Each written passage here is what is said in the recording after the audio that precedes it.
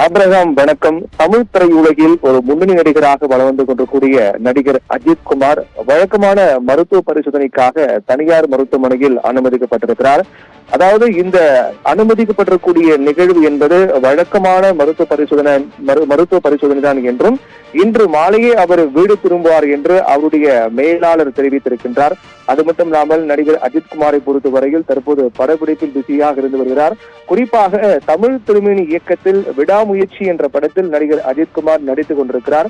இந்நிலையில் அந்த படத்திற்கான படப்பிடிப்பு வெளிநாட்டிற்கு நடைபெற இருக்கக்கூடிய காரணத்தால் 15 நாட்கள் அவர் வெளிநாடு செல்ல வேண்டியிருக்கக்கூடிய சூழல் ஏற்பட்டிருக்கிறது.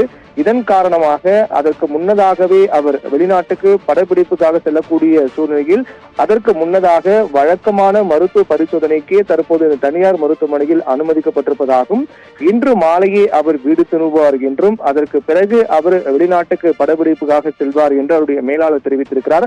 இந்த ஒரு நிகழ்வு என்பது வழக்கமாக நடக்கக்கூடிய நிகழ்வுதான். அதாவது ஒவ்வொரு முறையும் அவர் வெளிநாட்டுக்கு படப்பிடிப்புக்காக செல்லும் போது வழக்கமான மருத்துவ பரிசோதனை மேற்கொள்ளப்படக்கூடிய நிகழ்வு என்பது வழக்கமான ஒன்றுதான். அதன் அடிப்படையில் தான் தற்போது அவர் இந்த மருத்துவ பரிசோதனைக்காக தனியார் மருத்துவமனையில் அனுமதிக்கப்பட்டிருக்கிறார் என்றும் இன்று மாலை அவர் வீடு திரும்புவார் என்று தெரிவிக்கப்பட்டிருக்கிறது.